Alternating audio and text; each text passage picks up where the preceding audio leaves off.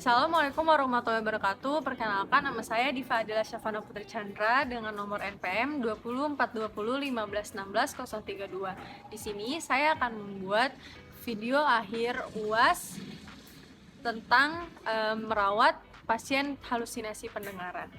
Jangan lupa ditonton. Terima kasih.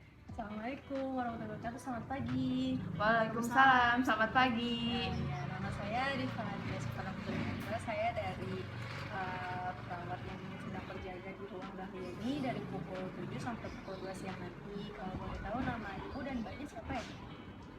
Nama saya Ibu Siti. Saya Ibu Laila. Oke. Jadi saya di sini sebagai perawat yang merawat anak ibu dan adiknya mbak. Kalau boleh saya tahu, bagaimana perasaan mbak dan ibu hari ini?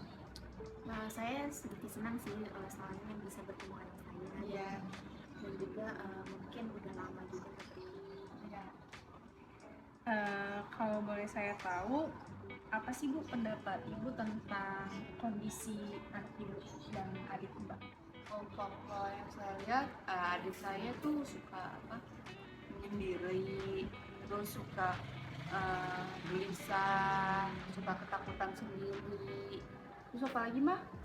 Dia biasanya tuh kayak ketawa-ketawa sendiri, terus sering nutup telinganya sendiri, katanya sering mendengar suara-suara aneh. Oke. Jadi hari ini kita akan berdiskusi tentang masalah yang dialami oleh anak Ibu dan adiknya Mbak. Untuk ya itu bisa kita bicarakan atau diskusikan berapa lama dan di mana? Di sini aja, nggak apa-apa. Untuk waktunya? Untuk waktunya Terserah, mungkin Mbak. terserah Mbak aja. Oke. Jadi selama dalam merawat anak ibu dan adiknya Mbak, apa ada kendala-kendala lain gitu? Jadi kalau menurut saya suka ngajak adik saya main, dia suka nggak mau. Dia maunya menyendiri aja. Maunya menyendiri ya. Oke. Terus tuh tiduran mulu. Dia kayak introvert gitu deh. Introvert kayak gitu. Iya. Oke, jadi dari gejala yang dialami dan disebutkan oleh bapak, ibu dan mbaknya itu adiknya mengalami namanya halusinasi.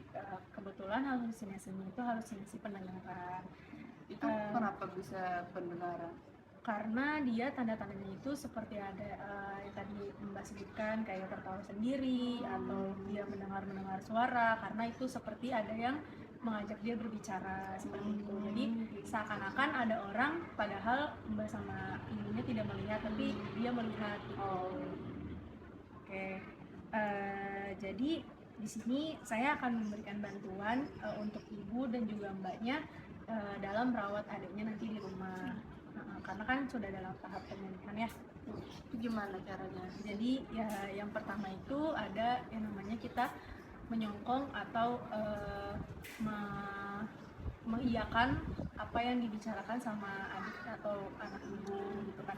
Karena kan kalau dalam normalisasinya kita tidak melihat ya, kita tidak mendengar, tapi apabila dia mengatakan dan dia mengatakan dia melihat, jadi kita bilang aja iya gitu kan. Jadi kita seakan-akan percaya kalau misalkan memang kita melihat juga gitu kan. Jadi jangan dibantah ya Bu, dan dibantah juga ya Kak, karena itu akan menambah bikin dia frustasi. Seakan-akan dia menganggap nanti dirinya gila kayak gitu. Jadi takutnya kita mengantisipasi itu gitu kan. Lalu cara yang keduanya kita bisa mengajak dia dalam aktivitas yang kita lakukan juga, seperti nyapu atau misalkan kita beres-beres rumah atau dalam kegiatan masak gitu. Pokoknya jangan dibiarkan adiknya ini menyendiri, karena takutnya kalau misalkan dia menyendiri itu kan kembali lagi ke panggilan kan. Lalu yang ketiga itu ada namanya kita memberikan obat-obatan yang sudah diberikan oleh dokter. Kan dikasih kan ya obat-obatannya, itu dirutinin diminum ya, jangan sampai tidak diminum karena takutnya nanti menghambat pemulihannya. Dan yang terakhir itu biasanya ini sangat efektif ya Bu, maka dilakukan oleh keluarga. Jadi apabila kekambuhan itu terjadi, apabila adiknya itu mendengar suara-suara, ibu atau kakak bisa menepuk punggung belakangnya lalu bilang kalau kamu kan sudah diajarkan cara mengontrol halusinasinya. Coba dipraktikkan gitu loh. Jadi kita kan sudah mengajarkan ke pasiennya kemarin di pertemuan kemarin kalau caranya itu menutup telinga dan juga menghardik suara-suara yang dia dengar, seperti pergi sana, saya tidak ingin mendengar suara palsu, seperti itu cara menghardiknya. Jadi bisa dilakukan 4 hal itu atau boleh secara bertahap. Jadi sehingga dapat membantu pemulihan anak ibu dan juga adik Anda.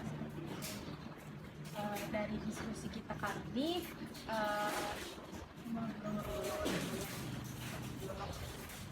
menurut Mbak sama adiknya, apa bisa diulang? Tadi itu dengan cara kita kayak menutup telinga juga ya, menepuk, pertama itu kita menepuk anak saya terlebih dahulu, lalu mengatakan kepada anak saya, kamu kan sudah diajarkan sama perawat caranya bagaimana, dan mengatakan dengan kencang-kencangnya dan berulang-ulang sambil menutup telinga, pergi saya tidak mau dengar, kamu salah palsu. Iya benar. Kalau Mbaknya bisa mengulang tahapan-tahapannya? Nah, kalau itu kan yang pertama kan ada menyokong tuh, kayak kita manut aja gitu kalau itu suaranya ada, padahal kita kan nggak dengar. Terus yang kedua tuh ajak adik saya buat ikut kegiatan kayak sholat, nyapu, olahraga gitu, itu yang kegiatan positif. Yang ketiga itu minum obat teratur yang udah diresepin sama dokter gitu. Itu aja. Oke. Untuk diskusi kali ini saya rasa cukup ya Bu, Kak. Rencananya untuk di pertemuan selanjutnya itu nanti saya bertemu ibu dan kakaknya lagi, ketemu sama pasiennya ya, karena kita harus mengakui pasiennya. Apakah ibu dan kakak bersedia? Ya, bersedia. Oke, untuk waktu dan tempatnya ingin di mana? Di sini aja lagi. Oke. Sekian dari saya. Mungkin kalau misalkan ada tambahan atau misalkan ada keluhan bisa masuk ke ruangan saya ya.